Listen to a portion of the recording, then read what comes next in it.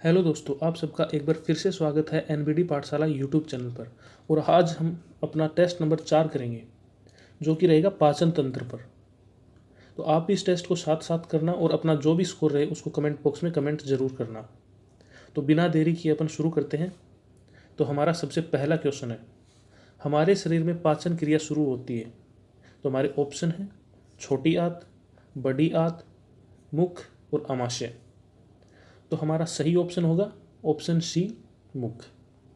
तो हम खाने को जब मुंह में रखते हैं ना, वहीं से हमारे खाने का पाचन शुरू हो जाता है। आगे बढ़ते हैं। हमारे शरीर में कार्बोहाइड्रेट का पाचन शुरू होता है। तो हमारे ऑप्शन है मुख, छोटी आंत, बड़ी आंत और आमाशय। तो हमारा सही ऑप्शन हो जाएगा ऑप्शन ए, मुख। माउथ से हमारे कार्बोहाइड्रेट का भी पाचन शुरू हो जाता है। तो कार्बोहाइड्रेट के कौन से रूप का हमारे मुख में पाचन शुरू होता है? वो होता है स्टार्च का। स्टार्च का पाचन मुख में ही शुरू हो जाता है, मुंह में ही शुरू हो जाता है। और इसके पाचन में हेल्प कौन करता है? Ptyalin enzyme. टाइलिन एंजाइम इसके पाचन में हेल्प करता है। अब स्टार्च के बारे में एक चीज़ और याद रखना कि जो पेड़ पौधे होते हैं वो अपने भोजन को स्टार्च के रूप में ही स्टोर करते हैं। आगे बढ़ते हैं। हमारे शरीर में प्रोटीन का पाचन शुरू होता है। हमारे ऑप्शन है आमाशय, छोटी आंत, बड़ी आंत और मुख। तो प्रोटीन का पाचन हमारे कौन से अंग में शुरू होता है? हमारा राइट आंसर रहेगा ऑप्शन ए, आमाशय। तो प्रोटीन का पाचन आमाशय में शुरू होता है। आगे बढ़ते हैं नेक्स्ट क्वेश्चन की ओर। तो हमारा नेक्स्ट क्वेश्चन है, निम्न में से छोटी आंत का भाग नहीं है, स्मॉल इंटेस्टाइन का पार्ट नहीं है, कौन सा नहीं है? डुडेनम, ग्रहणी, जुजेनम अग्र क्षुदांत्र, इलियम क्षुदांत्र और कोलन बृहदांत्र। तो हमारा सही जवाब हो जाएगा डी ऑप्शन, कोलन। कोलन छोटी आंत का भाग नहीं है, कोलन बड़ी आंत का भाग है, लार्ज इंटेस्टाइन का पार्ट है। और ये भी याद रखना कि जो स्मॉल इंटेस्टाइन है, छोटी आंत है, उसका सबसे पहला भाग होता है डुडेनम, दूसरा भाग होता है जुजेनम और तीसरा भाग होता है इलियम। आगे बढ़ते हैं। भोजन का पूर्ण पाचन होता है छोटी आंत में, आमाशय में, बड़ी आंत में या फिर दांतों में? तो भोजन का पूर्ण पाचन होता है छोटी आंत में। और एक चीज़ और याद रखना कि शरीर में सबसे ज़्यादा समय के लिए भोजन छोटी आंत में ही रहता है। यहाँ पर अप्रोक्स 3 से 4 घंटे के लिए भोजन रहता है, 3 से 4 घंटे के लिए। आगे बढ़ते हैं। छोटी आंत का सबसे छोटा भाग है। तो छोटी आंत का सबसे छोटा भाग क्या है? डुडेनम। और सबसे पहला भाग भी यही है, या फिर ग्रहणी।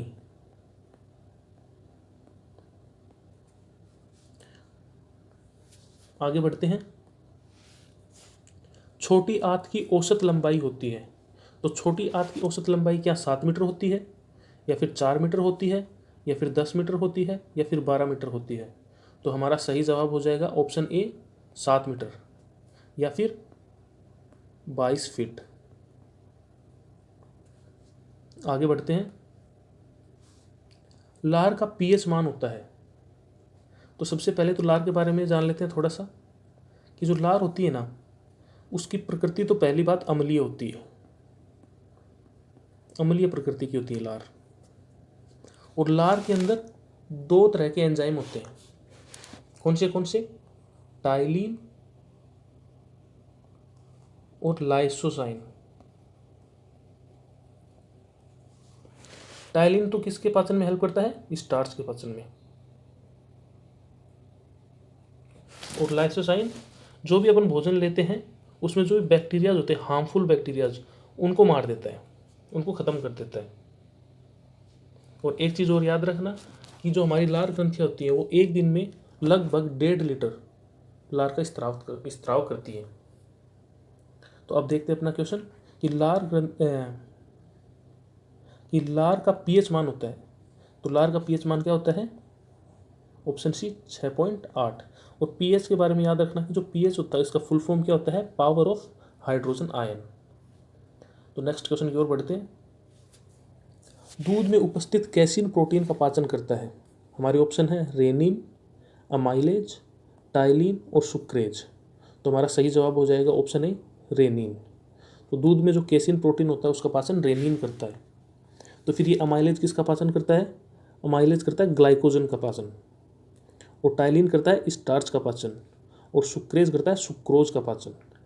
एक चीज़ और याद रखना कि दूध का जो येलो कलर होता है वो केराटिन की वजह से होता है। आगे बढ़ते हैं। ई कोलाई बैक्टीरिया किस भाग में होता है? तो कौन से भाग में होता है? क्या छोटी आंत में होता है, या फिर बड़ी आंत में होता है, या फिर लीवर में होता है, या फिर आमाशय में होता है? तो ई कोलाई जो बैक्टीरिया होता है वो बड़ी आंत में होता है। तो हमारा नेक्स्ट क्वेश्चन है, निम्न में से किसे पूर्ण पाचन रस कंप्लीट डाइजेस्टिव जूस कहा जाता है? हमारे ऑप्शन है पित्त रस बाइल जूस, अग्नाशयी रस पैनक्रियाटिक जूस, जठर रस गैस्ट्रिक जूस, आंत्र रस इंटेस्टाइनल जूस। तो हमारा सही जवाब हो जाएगा ऑप्शन बी अग्नाशयी रस। तो अब इन अग्नाशयी रस के बारे में भी कुछ जान लेते हैं। सबसे पहली बात, इसका जो पीएच मान होता है, जो पीएच मान होता है वो होता है 7.5 से लेकर 8.3 के बीच, इसके बीच होता है। तो यहाँ से अपने को पता चलता है कि ये बेसिक नेचर का होता है, क्षारीय प्रकृति का होता है। दूसरी बात, कंप्लीट डाइजेस्टिव जूस इसको क्यों बोलते हैं? क्योंकि ये कार्बोहाइड्रेट, फैट और प्रोटीन तीनों के पाचन में हेल्प करता है, इसलिए इसको कंप्लीट डाइजेस्टिव जूस बोलते हैं। नेक्स्ट क्वेश्चन पर चलते हैं। निम्न में से किसमें कोई भी एंजाइम नहीं पाया जाता? तो कौन सा है जिसमें कोई भी एंजाइम नहीं पाया जाता? पित्त रस, अग्नाशयी रस, जठर रस या फिर आंत्र रस। तो हमारा सही जवाब हो जाएगा ऑप्शन ए पित्त रस या फिर बाइल जूस। अब इस बाइल जूस के बारे में भी थोड़ा जान लेते हैं। सबसे पहली बात पीएच मान, तो इसका पीएच मान होता है 7.7, ये भी क्षारीय प्रकृति का ही होता है। और दूसरी बात, ये मुख्य रूप से फैट का ही पाचन करता है। अब नेक्स्ट क्वेश्चन की ओर बढ़ते हैं। पित्त रस मुख्य रूप से पाचन करता है, तो हमारा सही जवाब हो जाएगा ऑप्शन डी फैट्स, वसा का पाचन करता है मुख्य रूप से। आगे बढ़ते हैं। पाचन तंत्र के किस अंग में किण्वनन क्रिया द्वारा पाचन होता है? किण्वनन मतलब फ्रेगमेंटेशन।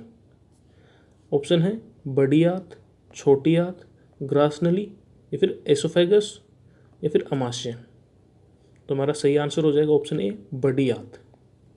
बड़ी आंत में किण्वनन क्रिया द्वारा पाचन होता है। आगे बढ़ते हैं। आंत्र कोशिकाएं इंट्रोसाइट पाई जाती हैं अग्रछदांत्र जुजेनम, ग्रहणी डुडेनम, क्षुदांत्र इलियम या फिर मलाशय रेक्टम। तो हमारा सही जवाब हो जाएगा अग्रछदांत्र जुजेनम। तो मतलब छोटी आंत के अग्रछदांत्र भाग में आंत्र कोशिकाएं पाई जाती हैं। तो हमारा नेक्स्ट क्वेश्चन है, पित्त लवण का कार्यस्थल है। गौर करना, कार्यस्थल की बात कर रहा है। तो सबसे पहला ऑप्शन है बड़ी आंत, दूसरा है छोटी आंत, तीसरा है अमाशय और मुख गुहा। तो हमारा सही जवाब हो जाएगा ऑप्शन बी छोटी आंत। पित्त लवण क्या होते हैं?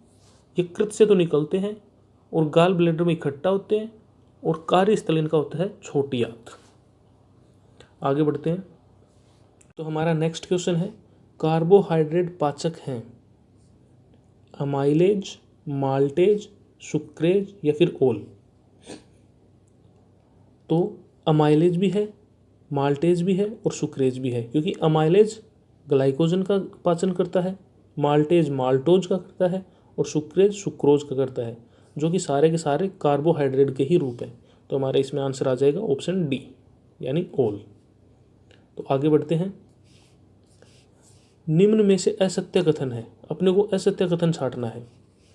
पहला ऑप्शन है यकृत की संरचनात्मक और कार्यात्मक इकाई यकृत पालिकाएं लीवर लोब्यूल्स होती हैं। एकदम सत्य कथन है, एकदम सही बात है। दूसरा पे चलते हैं। पित्त रस पित्त वाहिनी द्वारा पित्ताशय में जाता है। जो बाइल जूस होता है वो बाइल डक्ट द्वारा और गाल ब्लैडर में इकट्ठा होता है।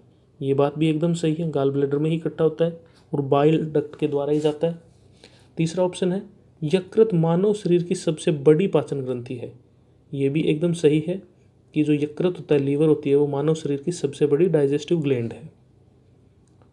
तो हमारा आंसर हो जाएगा ऑप्शन डी, कोई नहीं। तो इनमें से कोई भी जो ऑप्शन है वो गलत नहीं है।